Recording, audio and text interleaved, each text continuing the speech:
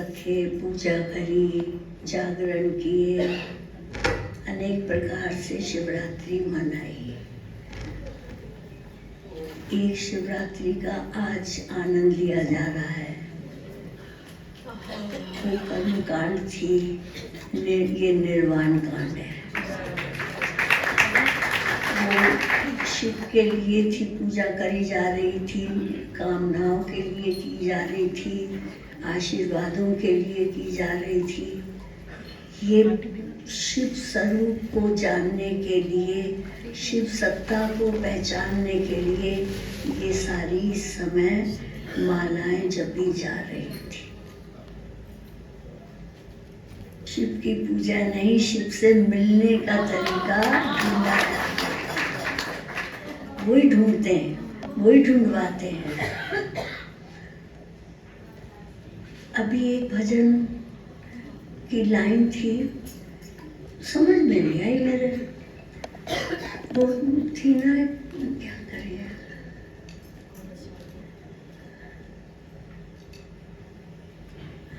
अंत समय जब आएगा कोई न साथ निभाएगा,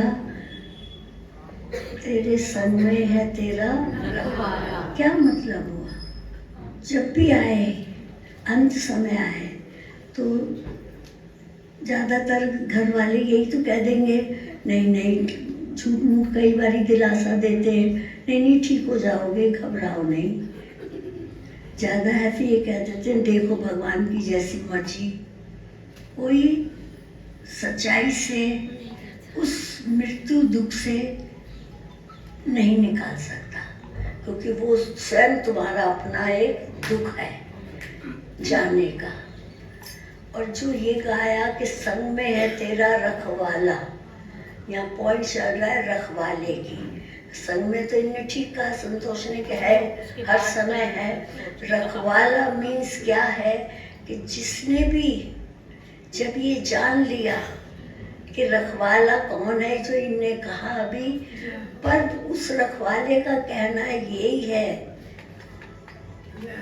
कि श्वास जा रहे हो, निकल रहे हो, पता हो कि अब मेरा अंत समय आ रहा है, लेकिन रखवाला इतना स्ट्रांग हो कि वो तुम्हें दुखी ना होने दे, और हंसते हंसते आना जाना या शांतिपूर्वक शरीर को क्या।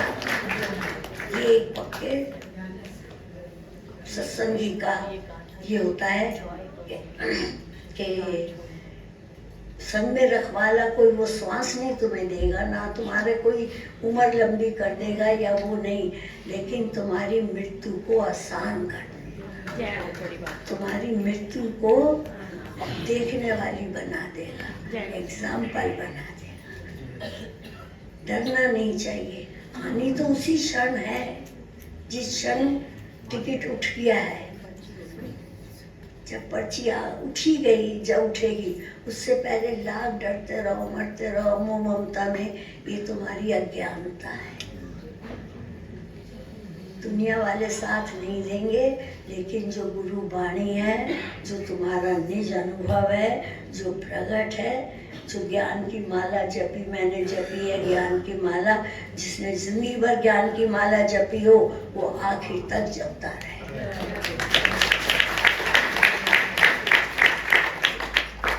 तुम सचेत हो तो दूसरे की मौत को भी कुछ सचेत कर दोगे, कुछ आसान कर दोगे प्रेम से, समझ रहे हो?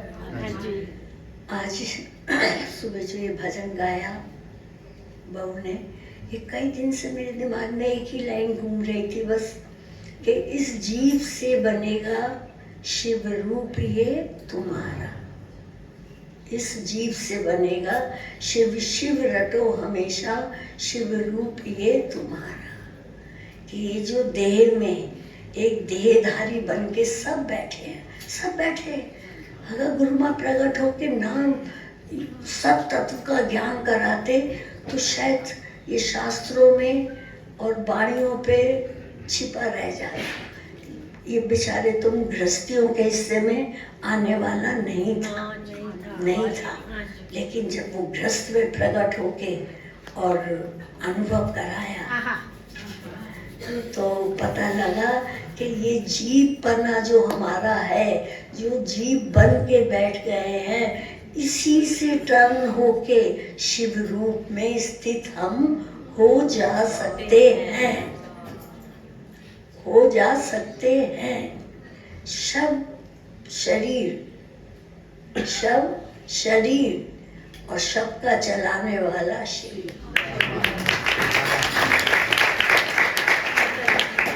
बैठा था शव, शरीर था, कुछ भी नहीं था। अभी तो मन कर रहा था ऐसे ही बस छोड़ दो, बैठे रहो। तो लेकिन जब शिव तत्व निकला, जब प्रेरणा डाली, जब शक्ति डाली, तब जाके शव चलायमान क्रियमान हुआ। तो शिव तत्व ही सत्य है। एक दिन की शिवरात्रि मना के जागरण करने से सिर्फ अच्छा है। जो लोग नास्तिक हैं, कुछ नहीं करते हैं, उनके लिए बहुत अच्छा है।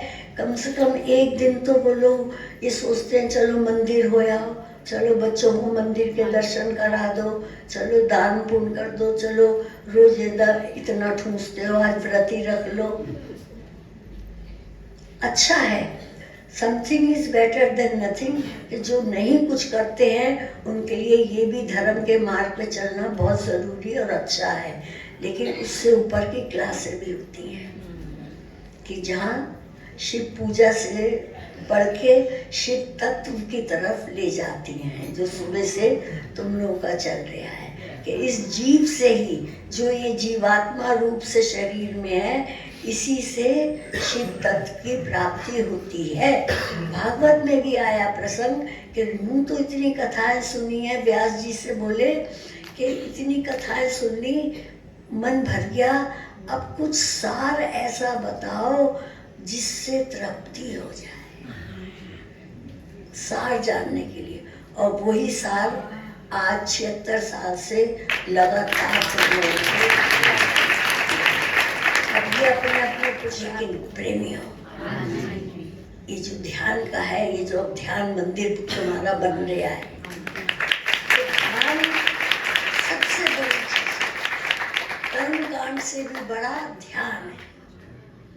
ध्यान में ही हर अवस्था अपरोक्ष रूप से प्रकट होती है। परोक्ष से तो आंखें खोल के तुम सुन रहे हो, हम बोल रहे हैं, लेकिन अपरोक्ष रूप से जब ही पता लगता है जब ध्यान में सब कुछ हट जाता है। क्या परसों तरसों सब वैलेंटाइन मना रहे थे, कर रहे थे, कह रहे थे।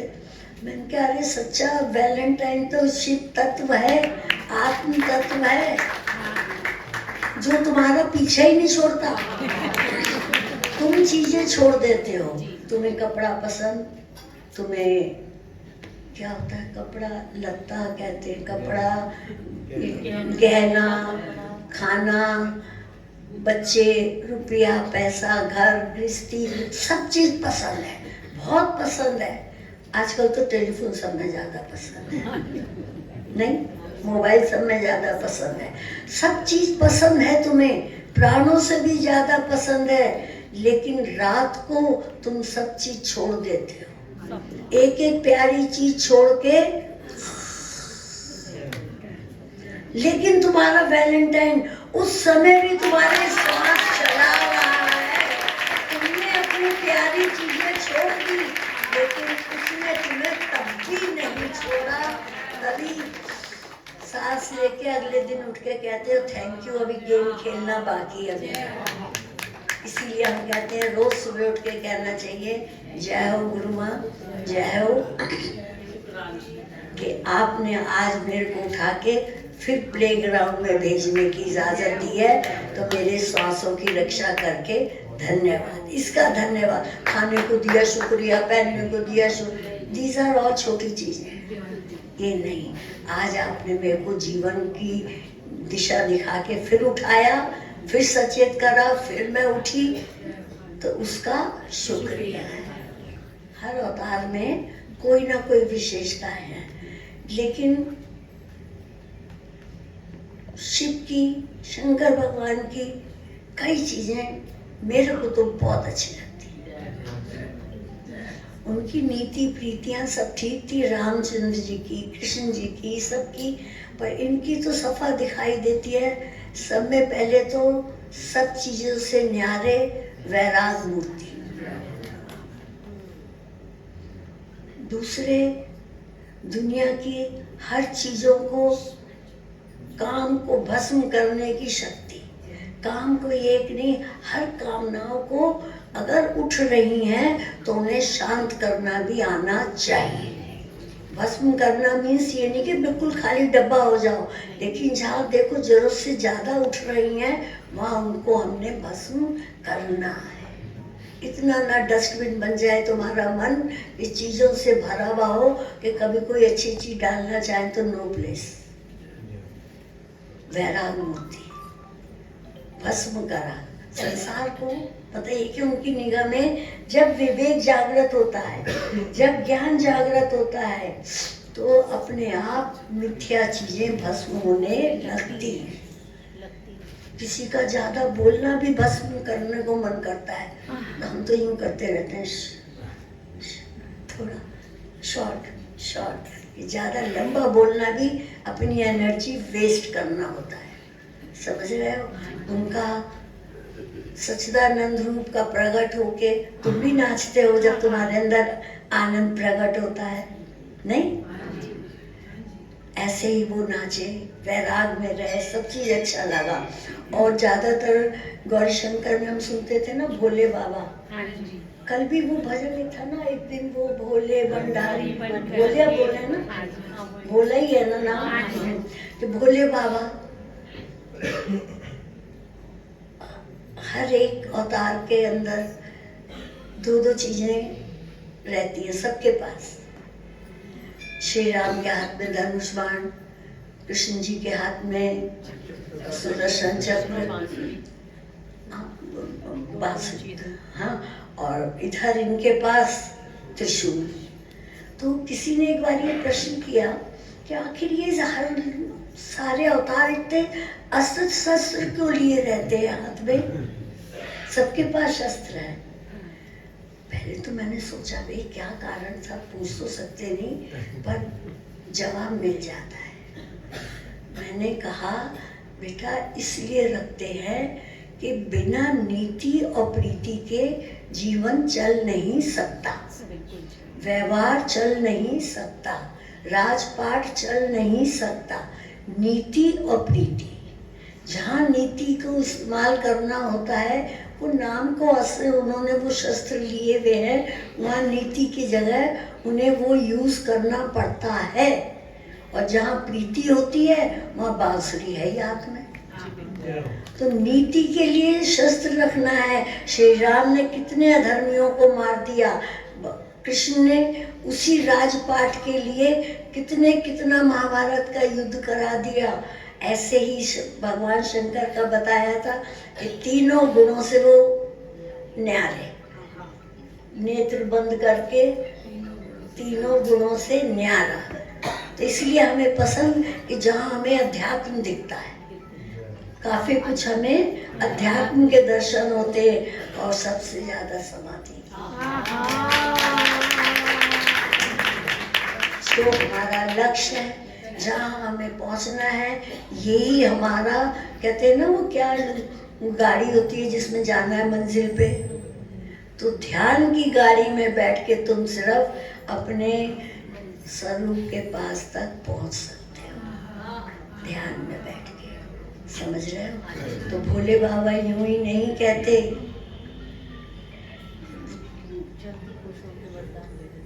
वो जल्दी खुश हो जाते हैं। एक तो होता है कि वही बहुत स्ट्रिक्ट होके कोई ज्यादा देर तक राग द्वेष रखे, गुस्सा रहे, एक जरा कोई आके अगर कह दे सॉरी तो वो चल छोड़ यार, हो गया, समझ रहे हो ना। कि नीति थी तो इतनी, प्रीति थी तो इतनी कि सती के टाइम पर जिस समय उन्होंने परीक्षा ली है राम की जाके, सती ने कि राम भगवान कैसे ये मानते हैं, देखूं भेष बदल के सीता का, वैसे ही सज धज के गई और आगे आगे चलने लगी। तो श्री राम ने रोक के उनको कहा कि हे माता, आप अकेली वनों में क्या कर रही हो, पिता कहाँ हैं? वहीं पे सती पानी पानी हो गई कि पीठ देख के ही वो समझ गए कि मैं सीता नहीं हूँ, मैंने सीता का रूप धारण किया। औरत है ना, शर्म के मारे जब वो वहाँ पहुँचती है भगवान शंकर के पास, तो वो यही कहते हैं कि आज से तुम यहाँ नहीं बैठोगी, नीचे बैठोगी सामने। तुमने बहुत बड़ा पाप किया है कि इष्ट देव को फुसलाने की कोशिश करी, उनकी परीक्षा लेने की कोशिश करी। तो नीति और प्रीति में जब उन्होंने शरीर त्याग दिया हवन में वहाँ पे, तो सुना है ऐसा हमने कि कंधे पे लिए लिए काफी टाइम तक प्रेम में इधर से उधर वो घूमते रहे।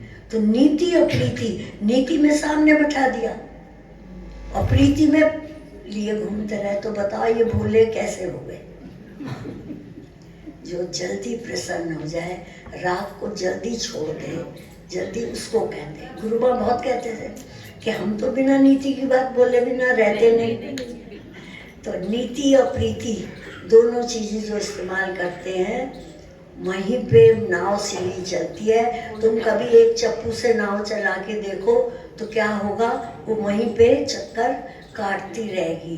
जीवन में नीति और प्रीति दोनों चीजें रखनी चाहिए। सिर्फ नीति भी नहीं रहती, तोड़ देती है, और प्रीति भी बिगाड़ देती है। समझ रहे हो?